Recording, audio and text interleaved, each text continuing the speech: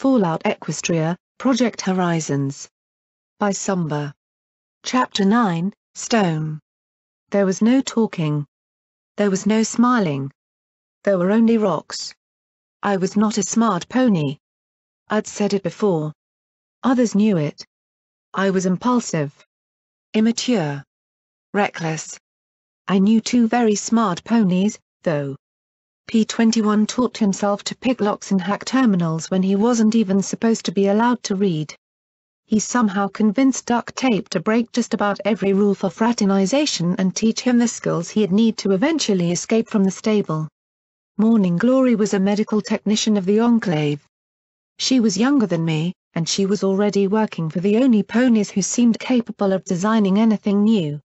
She could discern injuries and administer drugs at the drop of a feather. She'd even begun researching reasons behind the mental degradation and psychotic tendencies of raiders by analyzing their brains. Me? I shot things. It wasn't not an intellectually demanding job.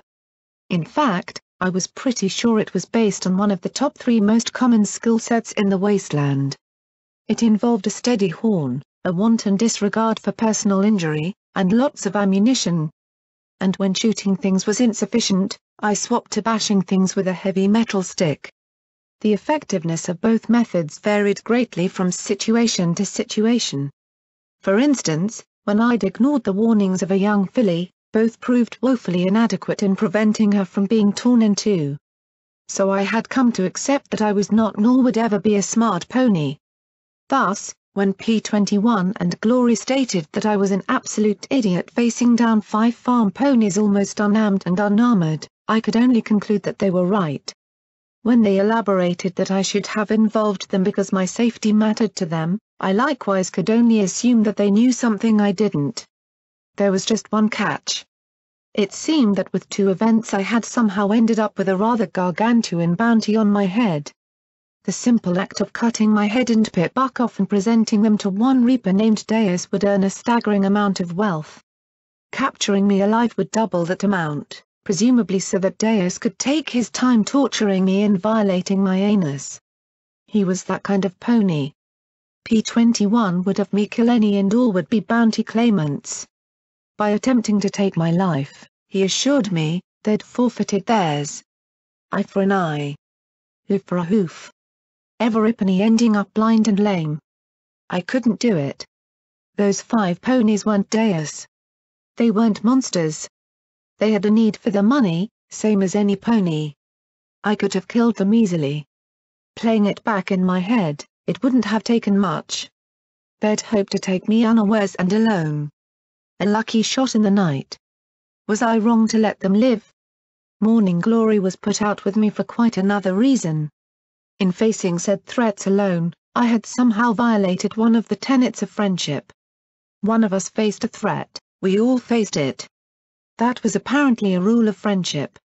Trying to protect her was wrong. Better she stood beside me like she had fighting the dragon mutants. She wanted to be there when I fought monsters. When I faced down bounty hunters. When I murdered a room full of traumatized children. Didn't she realize I wasn't a good pony? I wasn't a hero. I was just trying to do better because everywhere I looked I saw things getting worse and the only thing that made any sense was trying to make it better. Old Hoss said that Big Macintosh was a hero because he would have given his life for any pony. I sometimes wondered if I could turn in the bounty on myself and split the proceeds among the Crusaders, P21, and Glory. She was going to get hurt if she stayed with me. Hurt very badly. To top it all off, I had a mystery inside my pip buck. A computer file that was apparently so valuable that my stable had been raided to retrieve it. It was encrypted.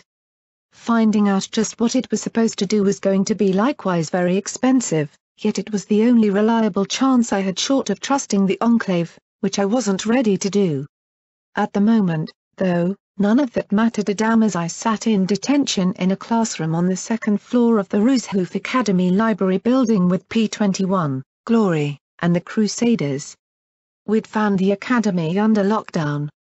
I didn't want to speculate on what had happened to any students caught in the lockdown 200 years ago, but at least there weren't a lot of bones in the classrooms. Robronco sentries patrolled the academy perimeter, and so far no bounty hunters had faced the metallic protectors. The 7 of us had stumbled onto the grounds and been ordered to report to the office or face immediate vaporization. I had to admit, I considered the shooting option first and second. But the fact was that the academy buildings were the closest and largest structures to Brimstone's Fall, and if we started shooting it'd not only draw attention but also take away a layer of protection I could use right now. The 7 of us had been taken in to see acting Dean Hardy, one of the spidery levitating-style robots. The office was a complete disaster area, which was actually pretty typical given that Equestria as a whole was a complete disaster area. A skeleton lay in the corner with a bullet hole through its skull. "Please explain why you are breaking lockdown procedures, Mr. Buzz," click, whir, and beep. I looked down at some of the yellowed papers on the desk, scanning them for a name. "Marigold," I supplied, and seizing on a sudden whim I threw my hooves around P-21, who went stiff as rock. I was just looking for some alone time with my buckfree and a glance at the page. Sure shot? Please don't call my mom. Because she was in a stable and I was pretty sure she'd be miffed if she had to come pick me up from school. More clicks and beeps. "Miss Marigold, this is the 3rd infraction for fraternizing with male students you've made within 200 BZZZT years. I'm afraid I have no choice but to contact your parents and have you all report for lunch detention in the library for the duration of the lockdown." "Yes, Dean Hardy," I said as adolescently as possible. "Can we at least go to our rooms and get our homework?" The dean beeped as his camera swung from one of us to the next. "Very well. Please carry your hall passes with you at all times or risk vaporization." He reached into the drawer of the dean's desk and withdrew a stack of faded paper cards covered in yellowing lamination. Each one hung from a lanyard and still had a faintly glowing glyph stamped on it. "Now please report to detention in room 203 of the library." Thus the 7 of us became the newest students of Rooshoof Academy. "That was brilliant!" Glory gushed as we trotted by Robronco sentries urging us to get to class. "How did you think of that? Do you have any idea how much time I spent in detention?" I asked her with a grin. "Oh." Suddenly she went red. I blinked at her and then grinned. "Let me guess, your first time?" "Well yes," she admitted. I put a hoof around her neck and pulled her close, grinning at her. "Well then, let me give you some advice. Always sit in the black row. Always pass on notes. If the teacher asks what you're doing, the answer is working, not studying. Oh, and remember, you have a bladder the size of a pea." "You really were in detention a lot," Glory muttered with some worry as I lowered my hoof. She looked over at P-21. "You were probably a much more diligent student," she said to him. I winced. "Please don't bite her head off," I silently begged. Thankfully, he was in one of his more wistful moods as he looked at the decaying library. "No. But I would have been," he said as he looked down at a textbook showing 2 red-striped zebras. "I thought they looked a bit like hooved candy canes myself." I looked at the caption beneath. "The proditor, or traitors in the zebra tongue, were those few zebras willing and allowed to fight for Equestria against their own kind. Using talismans to permanently alter their stripe color, they fought with distinction until being phased out due to security concerns after the Battle of Shattered Hoof Ridge." I noticed the Crusaders were looking a bit nervous. "What's up?" I asked them. "First day of school jitters?" "No," Allegro protested, trying to look tough. "It's just Adagio muttered, there's supposed to be ghosts here." I would have laughed, but then again I laughed when Scoodle had seemed afraid in the boneyard. Not again. Besides, with the wasteland, who knew what you might run into? "Well, if there are, they'll have to get through me first," I replied. Sonata looked a little more at ease, at least. Using their hall passes, P-21, Glory, and the Crusaders dispersed from the classroom and set about looting anything edible, drinkable, or medical they could get their hooves on. If they found an armory here, Well, that'd just show how hardcore cheerily made education prior to the bombs going off. This left me alone in the second floor of the library and looking out at Brimstone's Fall. And we were doomed because I was going to have to come up with a plan. Me. The not a smart pony. Brimstone's Fall wasn't much to look at, really. Just a round, jagged hole punched in the Badlands surface. It had been a gemstone mine. Then, during the height of the war, a dragon had fallen right on top of the mine workings. The Shadowbolt's Pegasus strike force, along with heavy ground support, slew a powerful dragon allied with the Zebras, but hundreds of soldiers had died before the dragon perished. I knew all of this because there was a framed news article hanging next to the window. In 200 years it hadn't changed much. It lay right beside rail lines stretching to the southwest, towards Philadelphia. On the surface were a large administration building and two long barracks-style houses. Since I didn't see any slaves, I assumed that they had to be quartered underground. Two nested chain-link fences topped by razor wire surrounded the whole and the three buildings, with a guarded hoof bridge built over the rail spurs where they passed through the fences. A chain-link gate blocked the space under the bridge. Maybe we could find... What the fuck? I stopped and stared at the corner of the room. Had something just moved? One of the Crusaders playing a trick on me? My mind finally cracking? Slowly, I rose to my hooves and checked my EFS. Nothing. My eyes scanned the room thoroughly, mane itching like crazy. I muttered. Nothing at all. Bullshit. In the wasteland it's never nothing. I put my back to the wall until the others returned. It happened again. I'd swear that I'd seen some dingy papers shift on their own right before the six entered the room. I rubbed my eyes, but then the others were inside. You okay? You look spooked, P21 said concernedly before he tossed me a sparkle cola. I caught it with my magic and deftly popped the top. It was warm, but it was sparkle cola. Yeah. Just trying to figure out how to get in there, I said as I scanned the mine once again for some chink in their defenses. The guards moved in threes and fours. There wasn't the slightest bit of cover to use to approach from the ground. And then there were the neighbors. Along the highway between the mine and the road was a strip mall. Most of the shops seemed more or less intact and there was a large gathering of ponies there. At least 20 or so. Allegro? Who are they? He trotted to the window and I held the binoculars for him. Oh, them. Peckers. They're just a gang out of flank. Not as crazy as raiders. They usually work protection for the Slavers. Great. Between the Peckers and the Slavers I was looking at 40 or 50 enemies. They're not Slavers? Medley huffed, I told you but no one listens to me. Slavers Gottstar have a license out of paradise to be Slavers. Otherwise they'd just make slaves of each other. The licenses are, like, super expensive. Explains why they could afford my bounty, I said as I pursed my lips. Then I frowned as I watched a train come out of the mine. It was only 4 cars, which were being hauled by a dozen slaves as a slaver liberally lashed them with a whip. To my amazement, I saw several zebras among the slaves. I supposed Slavers couldn't be choosers. The train slowed to a crawl as it passed under the bridge, the guards above sweeping their weapons while 2 ponies checked beneath for escapees. Once past the checkpoint, the train started to crawl towards Hoofington. Where are they going? I asked. Tracks lead to the tunnels. Ain't safe down there. Ghouls and worse.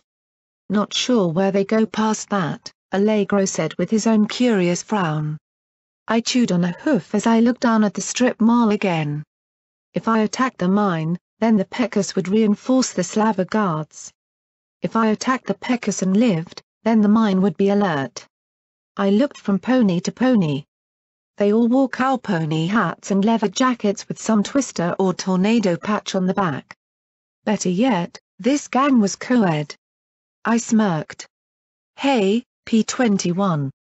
Think you can sneak down there and snag me a hat and jacket? Why? What are you planning? He asked with a frown. Something not too smart. Well, if we're going to be stuck in detention all day, at least one of us needs to be in a gang. It took P-21 quite some time to get the garments I needed. That was fine. I asked the Crusaders for every bit of trivia on the Peckers I could. The gang had muscle, pride, ambition, and not much else going for it. Not quite a joke, but definitely a long way from the top of the gang food chain.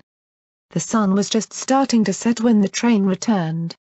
Lots of empty boxes and crates. Apparently the trade was all one way. Did the gems go back to paradise, or somewhere else? As I waited, Glory and the Crusaders went to look for more supplies.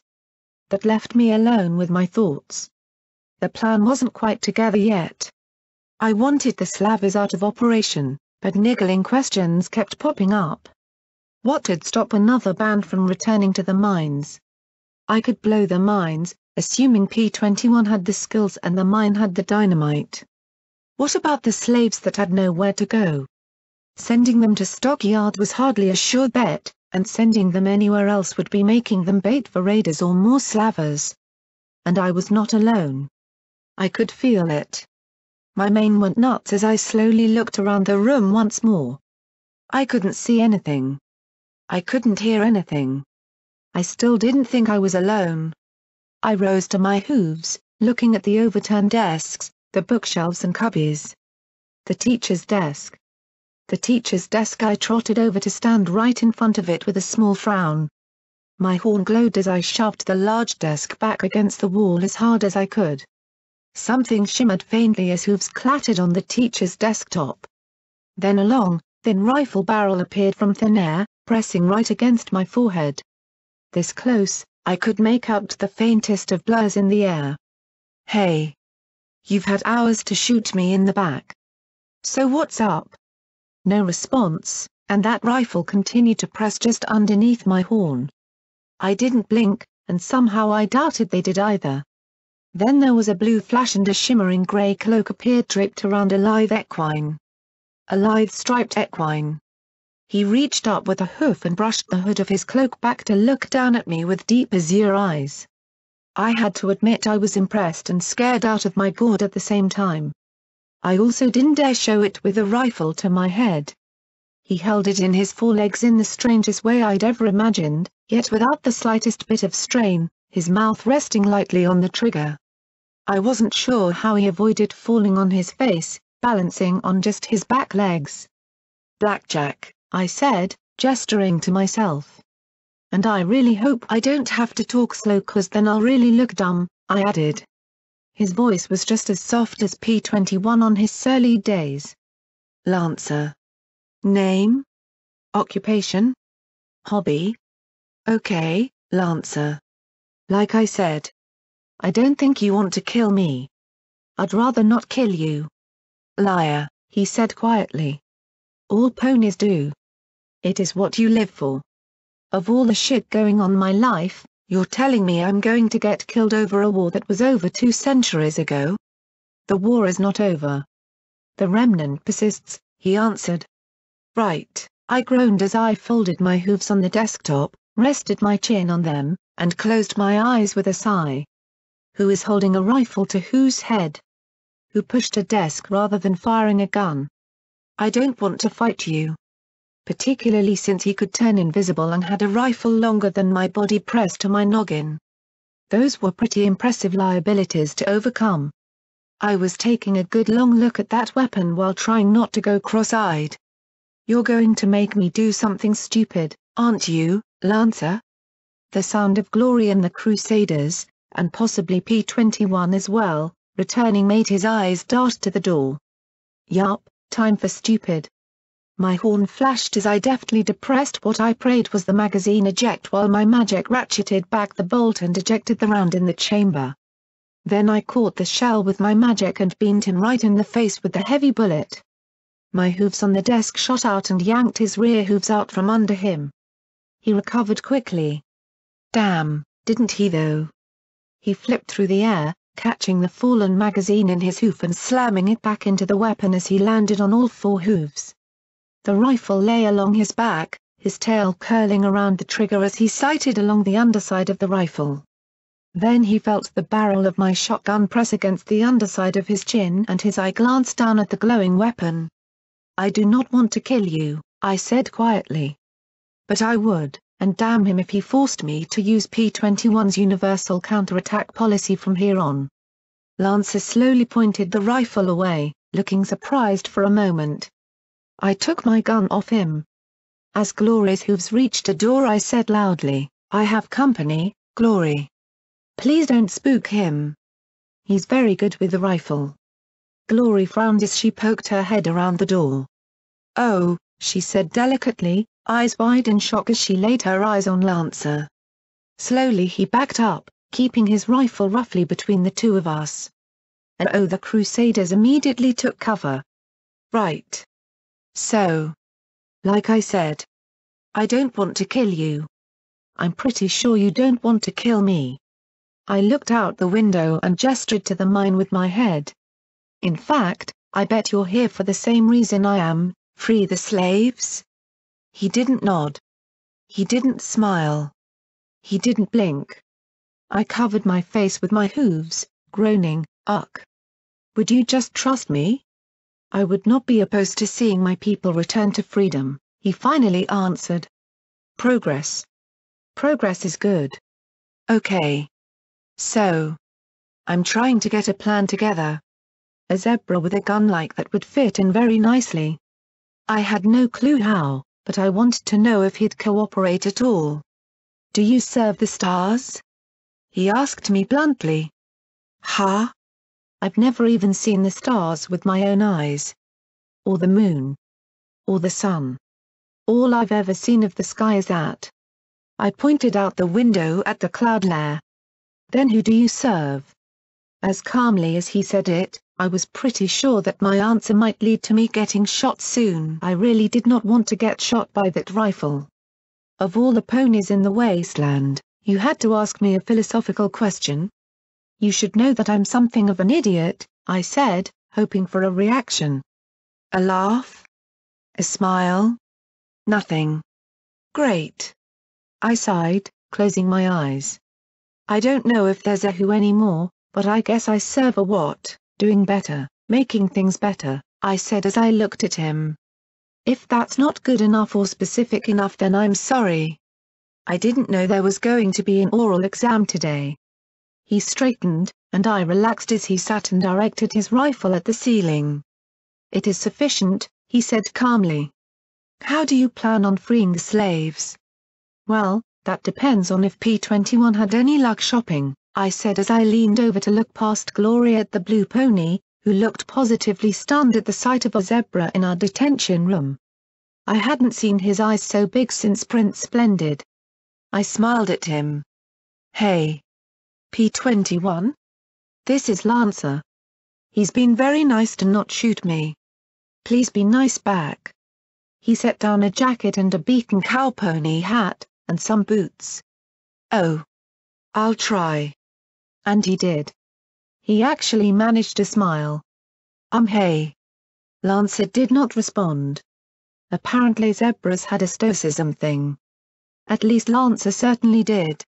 The hat and jacket had clearly seen better days. I shucked my security barding and shrugged into the jacket. I really hoped the material came from something other than a Brahmin, or worse. I looked at Glory. "So here's the plan. I'm going to go down there and find out just how keen these Pecos are on protecting the mine.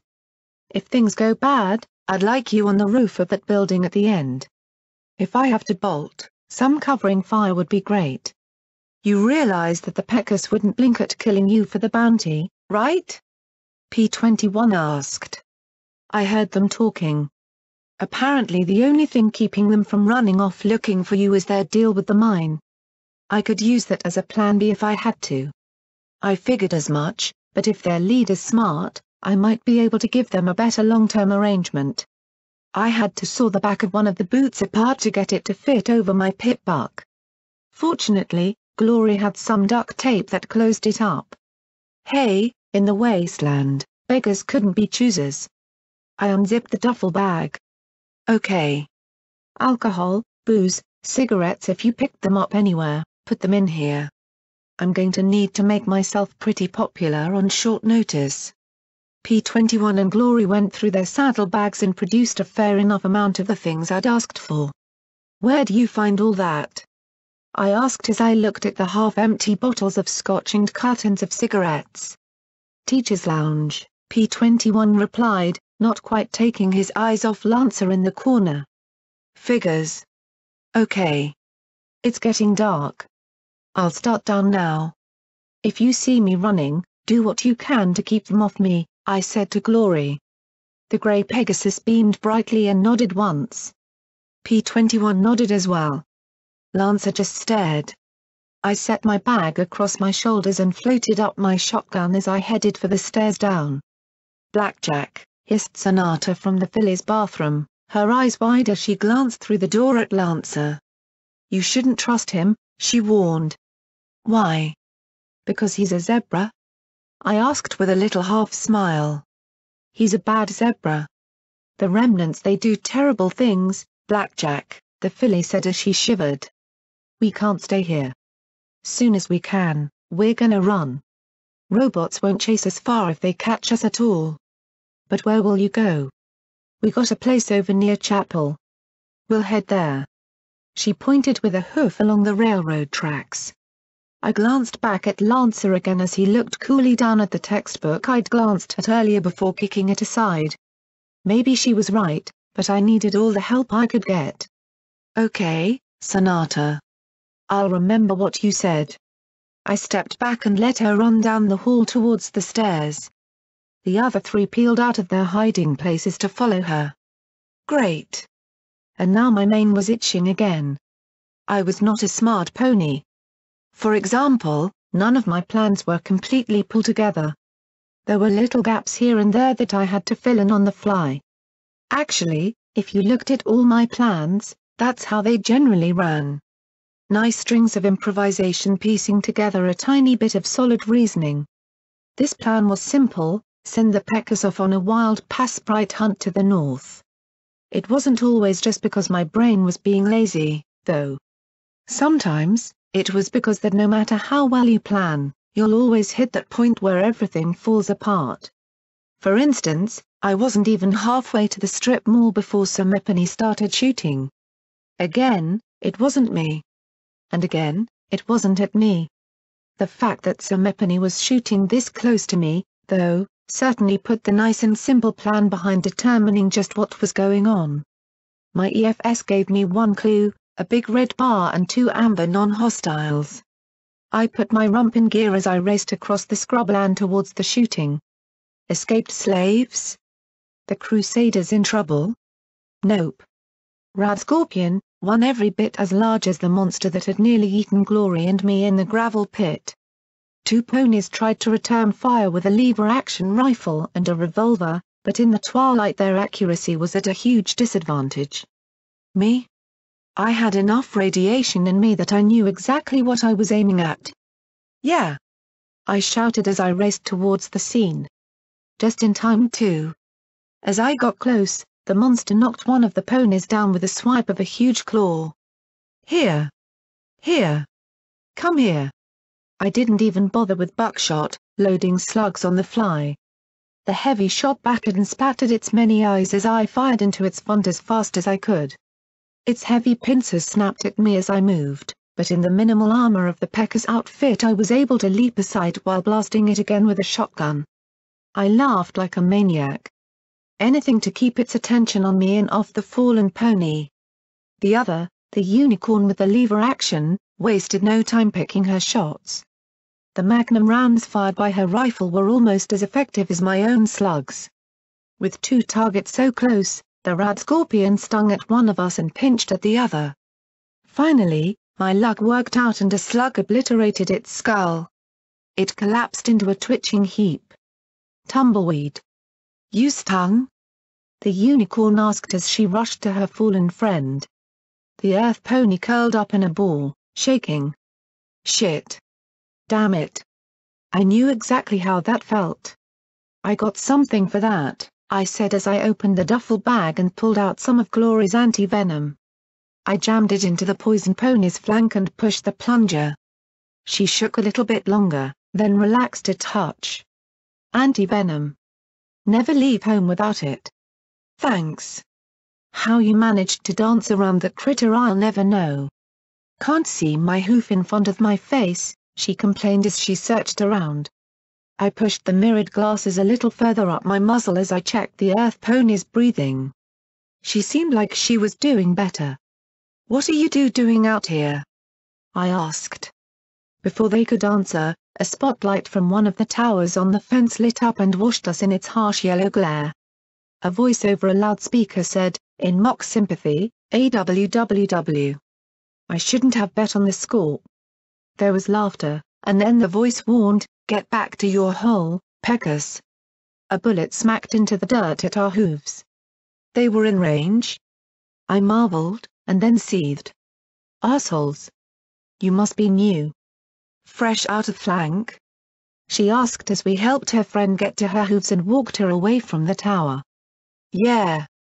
Name's Marigold, I replied. Dusty trail. This is Tumbleweed. She snorted as we picked our way towards the distant lights. I had little trouble, but the pair stumbled over the uneven ground. Well, you want my advice? Keep walking. Being a peckus is hell out here. It's fun enough when you can strut around and flank, but we're getting screwed in the worst ways here. Oh yeah? My mane prickled like crazy.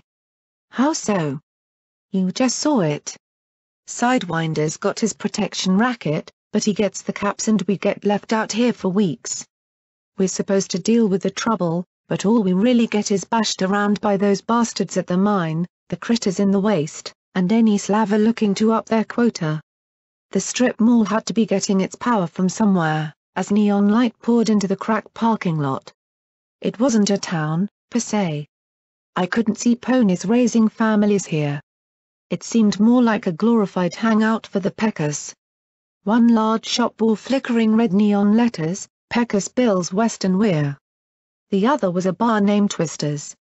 In the middle were a liquor store looted long ago, a gun store, and a barber shop. Seriously? I asked as we made our way towards the bar. You're supposed to be protecting them, but they'll snatch you if you're alone? Yup. We're not licensed with Paradise, so better not be near the mine on your lonesome. They'll invite you in and then never let you leave. She sighed, but being a peckus is better than being solo, or so I keep telling myself every damned day. I gave a grin and prayed to Celestia she didn't ask me why I happened to be on my lonesome. I'm gonna go lay down, Dusty, Tumbleweed said, the brown mare giving me a grateful smile. Thanks for the medicine, ma'am. There was something in her vacuous eyes that bothered me. She kept twitching and swallowing. You sure she's okay? I asked worriedly, watching her twitch as she made her way towards the apparel store. Yeah. Probably just the poison, or something she ate, Dusty Trail said, the sandy-hided pony leading me towards the bar. Suddenly 3 bucks rolled out the door, kicking and biting each other. Dusty just stepped around them. Inside were ponies drinking, talking, hoof wrestling, or reading very ragged magazines. It was the cards being dealt, though, that drew my eye. You play? Dusty asked with a nod of her head. A bit, I said with a grin. A few minutes later I settled in at the table, passing around a bottle of whiskey and swapping cigarettes for poker chips. It wouldn't do for me to seem too ready to play. But once I settled in I felt more relaxed than I had in days. Sure, any of these ponies would kill me for a huge bounty if they had a clue that I was security, but why worry about that now? 5 hands in, I wasn't winning, but I wasn't losing either. So what's your story, Dusty? My story? What am I, a 2-bit novel? She asked with a chuckle. Nah. 5 bits at least, I said with a laugh. She joined my laugh as we drew new cards. Well, the name says it all. I was born to a caravan family. Soon as I could walk we were roaming. Here to Friendship City. Even Philadelphia, but that was years ago. She took 2, shuffling her hand back and forth before raising. Then she continued, "My dad liked to say he specialized in ammunition, and he was happy to give out free samples to raiders. Then one day we did some business, and he found an armed landmine in his saddlebags. They came back and finished off the rest of us. I was only a year past my QT mark, so they sold me in paradise." "You were a slave?" The thought of a pony who had been a slave protecting other slavers was beyond comprehension. "Something like that. Got picked up by a society pony. They'd like to call their slaves servants or serfs, but you're somebody else's property all the same. Mostly was used for sex and housekeeping for an old mare in the Applet family. Could have been a lot worse. I wasn't paying attention. My little pair was a joke to her, three of a kind. When she died, her granddaughter didn't really know what to do with me. Didn't want me for sex. Didn't need me for cleaning. So she just let me go. Sweet girl. Course, unarmed and broke, I wasn't in a real good position to survive long. Got into debt to one of Yuzura's little pet ponies. Joined with a Pecos to pay it off. I didn't really know what to say. I'd thought I'd gone through a lot in my week in the wasteland, but the reality was that I hadn't really experienced anything. She was so matter-of-fact about the circumstances that led her to this point that I felt more confused than ever. Worse, it seemed I'd opened a door and, one after another, the Pecos was stepping through. A buck named Big Red, who was the smallest pony at the table, had been a hosen in flank. He'd nearly been sold for chems by his mother before running away. He had bounced from gang to gang between Stockyard and Paradise before landing with the Pecos. Poleaxe had been at different times a bandit and a slaver and had even once run with the Reaper gang, drifting from place to place for as long as he'd lived. He also freely shared his sugar apple bombs with me. Yeah, he killed ponies, but it wasn't personal. It was work, that was how he saw it. If he didn't work then he was gonna die. And apparently banditry and slaving was hard work, one mistake or misjudged target and you were dead. He didn't target foals though, and preferred not to force mares. After all, one good kick and they could take his bits clean off. His last ban had gone raider. When they'd tried to get him to turn cannibal, he had refused, and that had put him on the menu instead. Now he was with the Pecos. 'Cause it was work. Harbinger claimed she had been an acolyte for the Steel Rangers, but that a Reaper attack gutted their bunker. She'd gotten lost, ended up on the west side of the river, and signed up with the Finders for a spell in Mega Mart. Eventually, she got bored and hooked up with the Pecos for some excitement. She'd been able to get the building's power from a still active subterranean power line. "You mean there's still power in the city?" That shocked me, given the devastation I saw all around us. "How?" "Noppin has gone to the core to figure it out. Any pony who doesn't come back.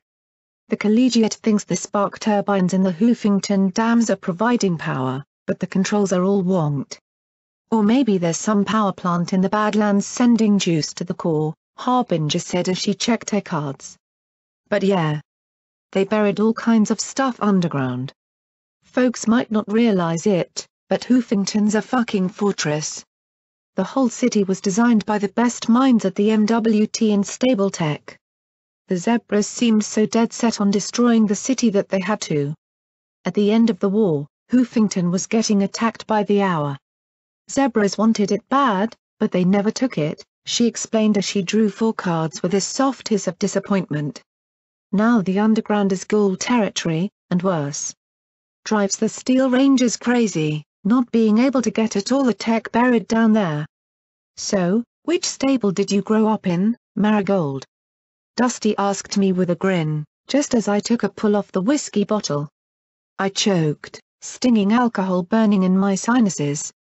I didn't even have a chance to lie. Knew it. For a moment I was sure I was in trouble, but then realized Noppany was screaming for my head. That obvious, huh? Stable ponies are always asking questions. "So what's your story?" "Not much. I was in my stable. Honestly I have no idea where it is," which was truth enough. It was somewhere north, but I'd be hard-pressed to find it, even with my Pip-Box navigation software. Our Verma went nuts and tried to kill Everipony in the stable. Also kinda true given that she'd let in Deus and some raiders for her own aggrandizement and survival. I managed to get out before Everipony died. Been wandering around since. Something was wrong. My head felt off. Like my thinking was slowed down a little. Then I caught the slight glow of magic around Harbinger's horn. What were the odds that Steel Ranger acolytes were taught interrogation spells? Was she reading my mind? If so, she had a poker face to die for. A truth spell? No, or I'd be a lot more accurate. A lie detection spell. Easiest to learn even if I couldn't. And what did you do in your stable? Harbinger asked sweetly. I gave a non-committal shrug. Honestly, as little as I could. Played cards mostly. 99 was all about the Overma, so as long as I didn't cross her I was in the clear. Technically true. I hope that it was at least true enough for her spell. Since Harbinger looked disappointed, I assumed I'd squeaked by. So why'd you join the Peckers? Dusty asked me. Technically I hadn't. I dunno really, I said, thinking. If I had to join the Peckers, why would I? Then I looked at the bottle of whiskey, the cards, and the ponies around me. Guess so that I wouldn't be lonely anymore. Have a life like I did in 99. Harbinger's horn finally stopped glowing and I took a breath. Well, here's to your life. Hope it's worth it. A bit later, the game broke up as Big Red and Harbinger left. I needed a little bit of air, so I stepped outside and into the faint drizzle. Not even really rain. I looked down at my hooves. Was there still power underneath me? Even after 2 centuries and the bombing? Hoofington was like a country within a country. Lots of secrets are buried here. Hoofington's a fucking fortress. I looked to the north at the faint green glow in the distance. Secrets. Why did it feel like EC-1101 was burning a hole in my leg? A buck lay on the porch outside Twister's, his muzzle pressed into a filthy plastic bag reeking of dung. He inhaled deeply over and over again, twitching. Dusty caught my look and chuckled. Yeah. Believe it or not, he's supposed to be in charge here. Poor jackass is so hooked on Dash that he's trying to get a buzz from huffing Brahmin shit. Can he do that? I asked in a tone of disgust. Nope, but it doesn't stop him from trying, Dusty said, closing her eyes and letting the rain play along her sand-colored face. So, guess you're not one of Sidewinder's more clueless spies. You thought I was a spy? Showing up in the middle of the night? Asking questions like you do? You're something, Dusty said with a grin as she looked up at the clouds. Not a bad night. Didn't get eaten by Radscorps. Got a new Peckus that's decent at cards. What more could a Mare want? A life of her own? I asked as I looked at her speculatively. She caught my tone and looked at me. Dusty, how do you feel about slavery? Why do stable ponies ask the dumbest questions? She asked in turn with a sigh and a frown. It doesn't matter how I feel. Slavery happens. It's not even the worst thing that can happen to a pony. Ghouls losing their minds? Going crazy and turning into cannibals? Mutating into some creature? Being torn in half by waste critters? There's 1,001 ways to die. Wearing a slave collar is somewhere in the middle of that list. But is it okay? I pressed. It happens. Who cares if I think it's okay? She retorted with a frown as I pressed my luck. There's nothing I can do about it. What if you could? I asked, my voice barely above a whisper. She stared at me, now looking scared. Who the fuck are you really? I just looked at her, pulling off the glasses to look straight into her eyes. She shook her head slowly. No fuck no you're not, no fucking way. Yeah. I am. And I'm going to do something about the mine. Just like I said I would. But I'm going to need help. I need your help. If you really don't care about slaves then yell for the others. I wouldn't blame you and I won't kill you. But if you do want to do something about those slaves, then help me. No, I can't. Fuck no. How the fuck can you do this? She hissed as she paced back and forth. You saved my fucking life. You saved Tumbleweed too. How the? She clenched her eyes shut as she sat and thumped the sides of her head. This is some fucked up booze dream and I'm going to wake up right the fuck now. I put a hoof on her shoulder. It's not a dream. It's a chance to do better. I can't guarantee it'll work. In fact, given how my plans usually go, I'd be fucking scared to death. But it's still a chance for a free life. For you. For those slaves in the mine. Dusty Trail closed her eyes, raising her face to the clouds as the rain drizzled along her muzzle.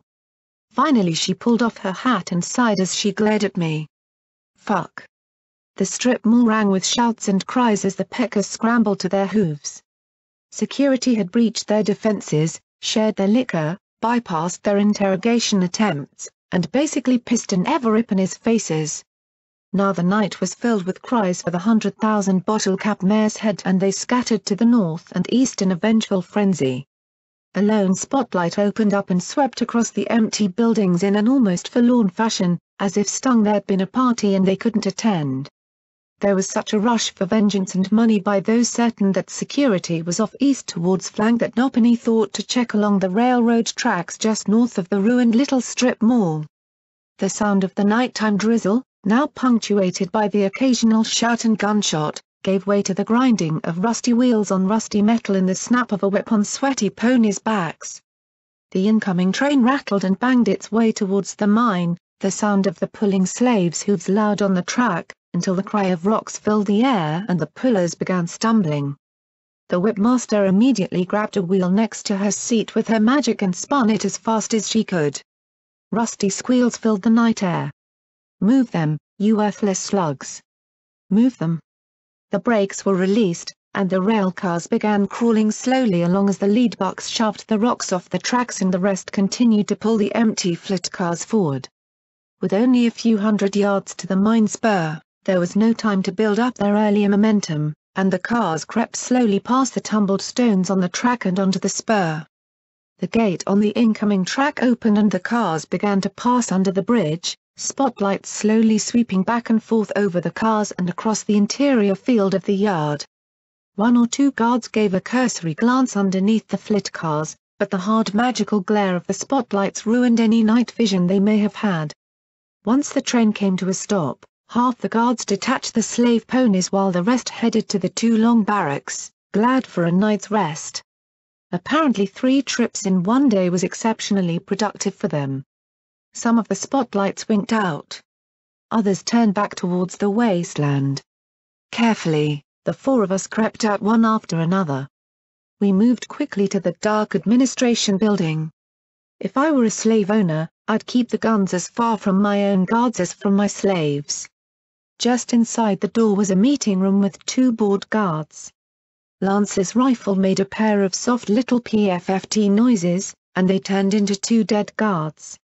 I resolved to never, ever annoy a zebra who could make 2 ponies dead before the first one even started falling. We moved inside before Cyberpony spotted us. P-21 and Glory went to work looting anything potentially valuable as I made my way up the stairs. Green light shone through an open door as a pony frantically typed on a terminal. I don't care how much Sanguine wants. I'll sell for half price if he takes that thing out of here, I heard a pony whisper hoarsely. I peeked in, but saw only a fat pony typing his message and a filthy cobalt mare wearing a dark black collar and chained to the wall beside the bed. I carefully opened the door, the mare looking at me as I held my baton to my lips. She looked at me, looked at him, and then made a quiet motion of her hooves slamming together. Was she telling me to beat him up? Gladly wait. He wore something on his hoof. Too small to be a pit buck. What if it was some kind of alarm? He turned to spot me in my security barding and his hoof reached for the band. SATS popped up immediately and I targeted 4 strikes, praying I didn't kill him. Not that in this case I'd be that fussed if he expired, But I had questions. In rapid succession I slammed the baton twice against each of his front fetlocks and was rewarded with crunches of splintering bone. He cried out, wetting himself as he curled up in a fetal position. "You're going to get us all killed," he whimpered as his broken legs shook. Whatever the device on his hoof was, it was a lot less resilient than my pitbuck. "Isn't that line supposed to be 'you're going to kill all of us'?" I asked as I searched his desk and found a key to the shackles the Mare wore. "He's talking about Gorgon," she said as I freed her. "He's taken over the mine's operation. Demands huge output. I don't know what he is, but he's a monster." The Mare rubbed at where the shackles had chafed her forelegs raw. "Please tell me you can take this off," she asked as she pointed to the collar she wore. "What is it?" I asked, looking closely with a small frown. "A bomb," she replied. Instantly I wasn't looking nearly so closely. "A bomb?" I stared at the black collar and then hissed at the fat buck, "Why the fuck would you put a bomb on someone, you screw?" The Mare gave a sigh but also small smile as she explained. "It keeps us from running away. Get too far and boom. Can you deactivate it?" "Deactivate it?" I didn't even want to breathe hard on it. I shook my head and she sighed. Too much to hope for. Somehow I found the prospect of fighting something that had the Slavers scared witless a little concerning. "What is Gorgon?" I asked the Mare as I hauled the fat, whimpering buck into her place and chained him by his back legs. "Is he a reaper?" Just what I needed, another cyber monster to get blown up by. While she spoke, I went over to the terminal and transferred what files I could onto my pitbuck. The bastard had mentioned sanguine. We were going to talk about that later. Searching his desk, I found a sack of caps and 2 glowing memory orbs. All of them disappeared into my bag. I don't know. He's strong and bulletproof," she said. I nodded as I listened. If slugs wouldn't cut it, maybe grenades? They seemed incredibly effective when used internally. "He also has a spell, I guess. He looks at you and he turns you into stone." "Into stone?" "Okay." That just bumped him above Deus on the what the fuck-cometer. A few days ago I would have laughed at such a claim. 41 young ponies later I admitted he could probably do exactly what she said. So strong. Bulletproof. Turns ponies into stone. Anything else? "He can fly?" the Mare offered. I face-hoofed. I just had to ask, didn't I? I pointed at the mine boss. "Please sit on him and make sure he doesn't try anything." Downstairs I found P-21 picking at the lock of a door. A half-dozen bobby pins lay scattered around him as he grit his teeth and scraped at the lock. His blue eyes swore a death oath to this door and lock. Then there was a soft snap as the metal broke in his teeth. "Allow me," I said as I floated the mine boss's key to the lock, and opened it. From the look he gave me, I'd violated some lockpicker code of ethics. Inside, however, we were greeted by quite the little arsenal. Assault carbines. Another shotgun. More ammunition that I happily dumped in my bags and let my pitbuck reorganize. There were energy cartridges for glory and a strange pointy pistol-like object that smelled of ozone, so I guessed it was an energy weapon. I tossed it to her as well, and she gave a little ski as she immediately swapped out one beam pistol for the new weapon. "Do I want to know?" I asked as I tied the carbines together to make them easier to carry across my back. P-21 clenched his eyes shut as he dropped a few automatic pistols and revolvers into his bag. I'd have to carry the ammo, I knew. Lancer watched the door, utterly disinterested in our looting. "It's a disintegration pistol. It magically breaks down the bonds," she faltered at my "I am not a smart pony" look.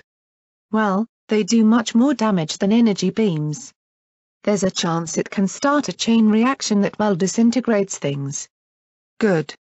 You almost lost me at the word reaction," I said as we finished cleaning out the armory. Glory spotted a medical container that had a few healing potions, but far more chems. "Just take it all." no idea if it had come in useful or not when things got rolling. Lancer, have you ever heard of a pony named Gorgon? No reaction. I take that as a no. Glory? She shook her head. Okay. Apparently there's a something here named Gorgon. He's strong. He's bulletproof. He can fly. He can turn you to stone with a look. Even Lancer looked taken aback at that. Fuck me, Glory muttered softly, then blinked and went bright red as she looked at her hooves. Sorry. That's my line, I replied with a grin at her. Anyway, I just wanted to warn you. He's in the mine. So dynamite and internal grenades if we can swing it? I looked at P-21. He nodded. Zappy zappy disintegration fun from above? Glory, still embarrassed, gave a nod. Shoot him in the eye? I asked Lancer. He looked thoughtful and then nodded stiffly, seeming quite put out by taking a suggestion from me. If all that doesn't work, I'll try something stupid. Both Glory and P-21 winced. That's your plan? Lancer asked skeptically. Good one, ain't it? Lots of flexibility. Now he had a definite expression. Worry. It looked good on him. The stoic mask was getting old.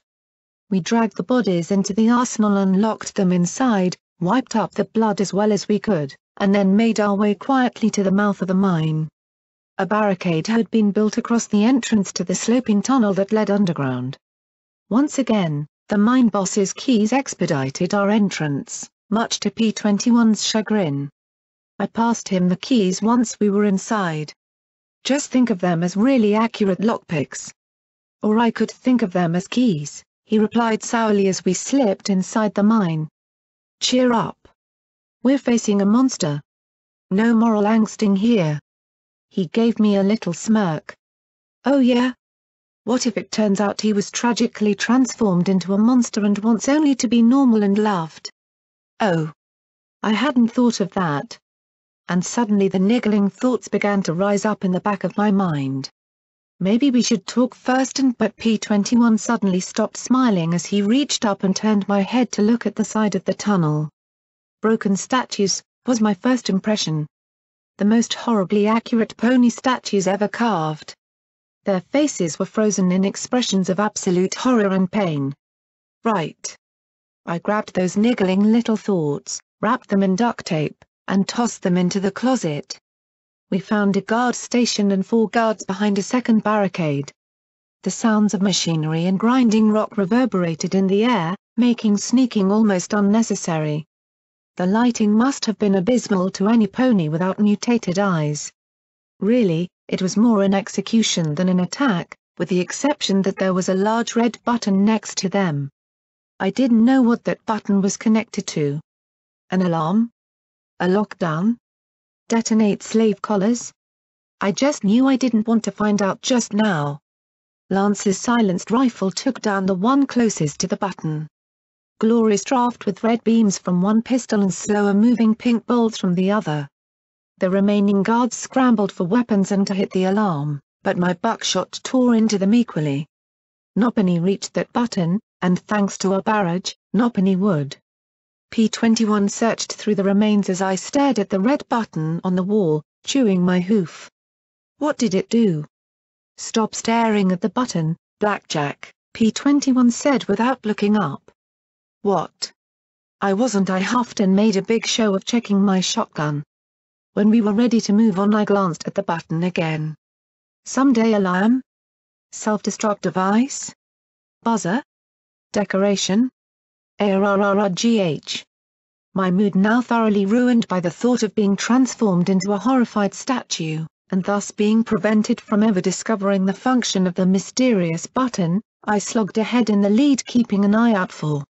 Oh, hello. The chamber was a massive dome pierced by a round hole at its apex. On the ground, white bones lay amid gem-encrusted stones. Strange pink and green energy seemed to bleed slowly into the rock. Crawling amid the immense slabs of stone were dozens and dozens of ponies and zebras. A squad of guards bored down into the blocks using some kind of drill, set some explosives, and blasted the blocks chunk by chunk into smaller pieces. These were loaded onto smaller flatbed miner carts that were then pushed up stone ramps by mares to a stone platform ringing the chamber and dumped onto a shaking metal ramp that fed into a rock crusher. The crusher fed a conveyor belt that ran up to the hole in the roof. Young ponies, many of whom didn't even have their QT marks, were running up and down the belt, pulling the brightly colored gemstones from the gravel. Cyberpony had thought of a mining system that effectively used foals in the production process. Cyberpony needed to meet Mr. Batten. Everywhere we looked were statues of ponies frozen in positions of agony. A few appeared to have been guards rather than slaves. The guards weren't guarding. They were working. Some looked as ragged as the slaves they were supposed to be watching. I felt a small sense of justice at work, but no pony or zebra deserved this. And there, lying atop the softly glowing bones overlooking the whole mining pit, was Gorgon. At first, very first, I might have mistaken him for a white Pegasus. Then you realized that whatever he was, it wasn't a pony. His wings weren't softly feathered like Glory's but instead were leathery. He had scales along his spine and flank. A long, serpentine tail swayed back and forth behind him.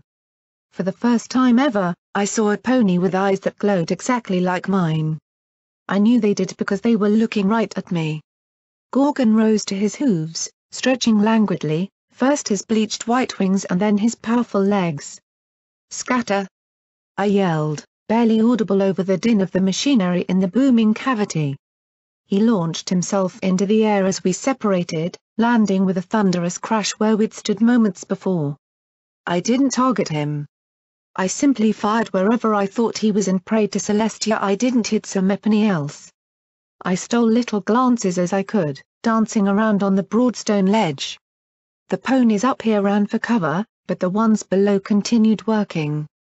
Glory fired a stream of energy bolts from above that seemed moderately more effective than my shotgun shells. I tossed the carbines on my back at the feet of two mares. "Take them!" I yelled. The dust-coated ponies simply looked at me in horror and shook their heads. They actually grabbed pickaxes and resumed trying to gouge gems from the walls around the ledge. They were so scared they didn't dare stop working. Even working to death was better than being turned to stone. My shotgun was useless at this range, so I flipped it behind my back and drew one of the automatic assault carbines. I marveled as my pit buck provided a magazine of interesting, armor-piercing rounds. My curiosity was piqued as I looked at the solid jacketed bullets. I didn't have many from the armory, but maybe I wouldn't need that many. I flicked the fire select switch to burst mode, my eyes picking out Gorgon and Glory's shapes as they flew around and through the jagged dragon bones heaped in the center. When Gorgon came into view I gave a SATS-guided set of bursts right into his head. They didn't even seem to penetrate. "What the fuck is he made of?" I shouted, ejecting the magazine and moving to green rounds. I bit my lip as he came around again. I had enough SATS charge for one burst. The toxic rifle rounds just dripped off his hide. Glory clipped the tip of a spur of bone, jerking in midair. Gorgon caught her in his hooves as they landed on the far side of the pit. His glowing eyes stared into hers, and I watched as I saw her writhe. I'd never imagined turning to stone would be slow. Her equipment and violet mane turned white first. Then her limbs froze in their twisted state, and finally her head finished in still alabaster. "Lancer, please tell me you can shoot him in the eye," I thought as he took to the air once again. I raced past still laboring ponies as I made my way to her. Not one looked at me. Not one dared to stop working with Gorgon still alive. Some of the workers were fresh statues as well, having been turned to stone by accident for watching our fight. Suddenly I heard muffled booms over the din of the machinery. P-21 demonstrated his affinity for explosives by tossing dynamite as quickly as he could pop the brass tops. When Gorgon landed and advanced, P-21 backed away, throwing mines in his path. The monster didn't even try and step around them. The explosions scuffed his scaly hide, and not much more. I raced as quickly as I could to help. Maybe I could ram a stick of dynamite up his scaly ass. Where was I? Ran into a stone wall. No. Make that an invisible stone wall. My head spun for a moment before I looked up. I reached out with a hoof and saw the faint shimmer. Apparently being turned to stone hadn't disrupted the enchantment in his cloak. I looked through the petrified zebra, watching as P-21 was transformed into a statue as well. Monsters. Deus was a monster. Gorgon was one too. My weapons were useless against monsters like them. How was I supposed to fight something like this? The only thing I could do was see, which would apparently kill me. Then I looked at the magical lights illuminating the space. My mane began to itch. Fuck. Something stupid, then. I immediately began to shoot out every light I could. With each detonation more and more darkness claimed the interior. As darkness spread, I saw Gorgon begin searching. He couldn't see in the dark. Finally, I had something going for me. I couldn't plunge the entire room into darkness. The radiation from the dragon's remains provided some illumination. I needed some way to kill him. I looked at the pile of dragon bones in the middle of the room. They'd withstood 2 centuries of mining around them. No. I needed another edge. Something to avoid being turned into stone. Gun had been my edge against Deus. Deus. Deus. Oh shit. Would that work? My mane itched like mad. Deus and Gorgon were both monsters the likes of which I'd never seen. The mine boss had mentioned sanguine. Maybe. I trotted into the gloom, hearing Gorgon's wings whoosh even over the grinding machinery. Gorgon was bulletproof, beam-proof, and bomb-proof. I hoped he was as cocky as I'd be if I were him. I moved to the nearest edge, and then turned on my pit buck, bringing the file EC1101 to the top. The letters should be a nice bright lure in the gloom. They were. Gorgon landed in front of me and our eyes met. Instantly I felt a needle stab through my eye sockets and into my body. It felt as if every inch of my body were being slowly pinched off cell by cell. I couldn't look away if I wanted to, but I could scream. See this. Sanguine wants this. I yelled right into Gorgon's face, and for the first time since the battle started, he balked. You turn it to stone and the data is fucked. I had no idea if that was true or not, but all I could hope was that he didn't know either. The sensation abruptly reversed and I swayed on my hooves a moment. That was a sensation I'd happily avoid. I pulled out my baton as I backed till my rear hooves touched the edge. I knew there were lots of nice jagged pieces of dragon bone down there. Come on, you want it? You'll have to take my leg first. I had no idea if he could hear me over the din, but from the smile blooming on his face, I guessed he could. He charged, a reckless, full-frontal assault that only an impregnable abomination would undertake. I didn't swing the baton, I threw it right at his head. Whether through reflex or annoyance, he closed his eyes before he rammed into me. I knew he probably planned on winging me away to tear me limb from limb. Only I didn't just grab his scaly hide with all 4 hooves. I also used every bit of magic I could to hold his wings in place. We tumbled end over the edge. And landed on the wide metal slide covered in rock chunks being fed into the rock crusher. Gorgon looked down at me and pulled back his foreleg, slamming it down with enough force to turn the rock next to my head into stinging powder. I didn't let go as we struggled on top of the rolling, tumbling rocks. A second kick grazed the side of my head, and only the helmet keystone had given me kept my skull from being pulped. His wings struggled for freedom as he fought to get airborne once more. I gripped him as tightly as I could, not giving him the leverage. He struggled against the flow as the angle increased. I shoved hard, forcing myself a foot or 2 above him. I saw the first signs of fear in Gorgon's eyes. His scream was muted by the roar beneath us as his long snake-like tail was caught in the grinding teeth of the rock crusher. Not even I could hold him then, but now I didn't have to. I kicked and shoved and did all I could to keep him under me. No you don't. I screamed, not caring if only Celestia heard, as rocks battered both of us. The working jaws and flow of stone pulled him down inch by inch. Hooves slammed into the teeth, and for a moment I feared he might actually break the mechanism. Then one of them caught in the pumping jaws. There was a resounding pop. I heard that scream.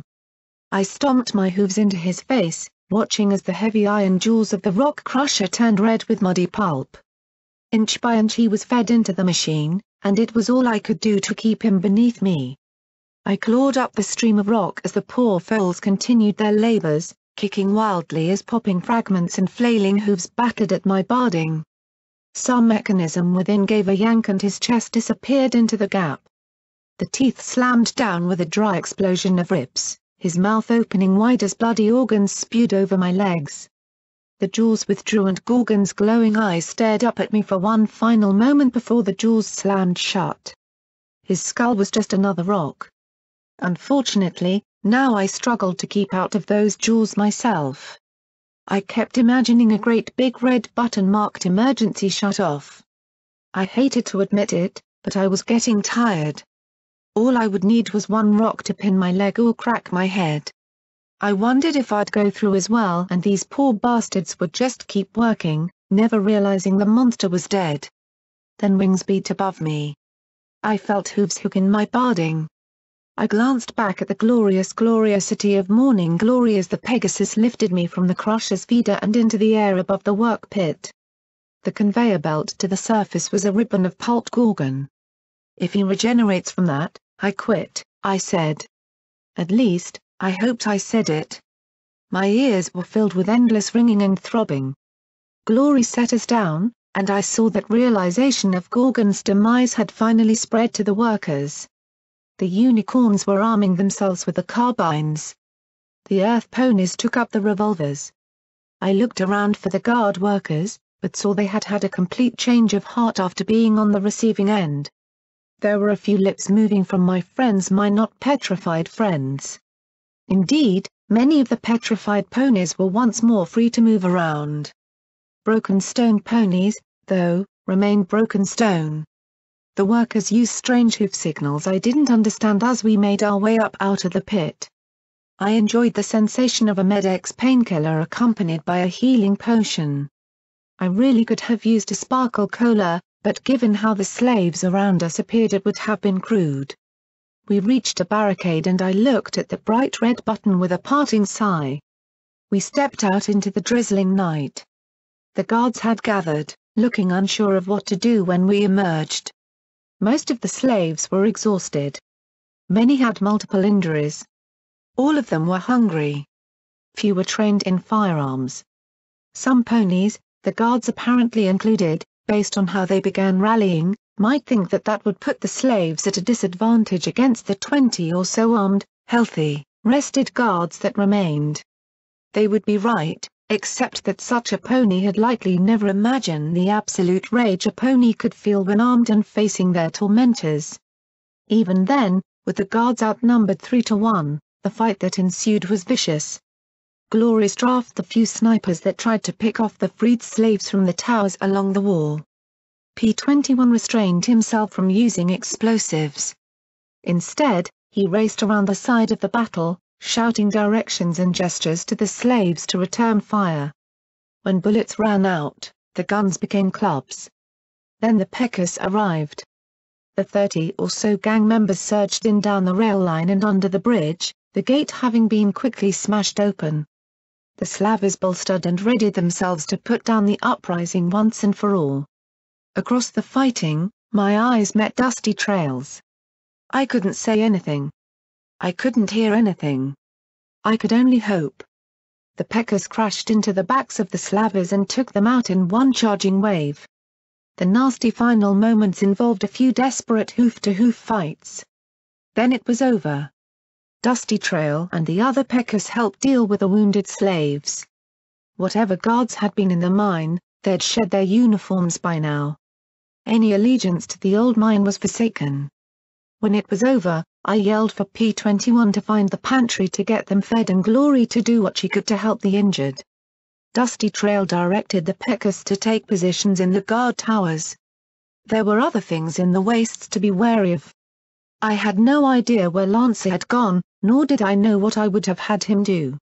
The dozen or so zebras stood apart from the others, watching the development with trepidation. I rubbed my ear furiously, trying to rid it of the ringing as I approached them. "Hey. Rough night, huh?" They glanced at each other and made gestures. Then I realized every single one of them was deaf. An elder buck approached, bowed formally to me, and then said in an odd accent, "We thank you. We cannot hear your words. We must read them on your lips. Well. You are free to go. Or stay, if you want," I said, my mouth exaggerating a bit. I wasn't used to talking to deaf folk. "That is not necessary," Lancer said behind me as his cloak deactivated. His shot between my shoulder blades slammed me into the ground, knocking the wind from my lungs and numbing my entire lower body. For a horrible moment, I wondered if I was paralyzed. Then I realized that wasn't even the beginning as he pointed his rifle at the clump of zebras. "For your treason against the fallen Caesar." The stream of PFFFTs filled my ears as I watched him butcher every buck, mare, and foal with stripes. When the shots ended, not a pony raised a rifle to stop him. Every pony seemed paralyzed. Even me. "The war is never over, security," Lancer said softly before the zebra stealth cloak shimmered and he disappeared once more. Footnote: Level up. New perk, Tough Hide, Level 1, the brutal experiences of the equestrian wasteland have toughened you. You gain +3 damage threshold for each level of this perk you take. Huge thanks to KKAT for creating Foe, and huge thanks to Heinz for helping me make it 120% cooler.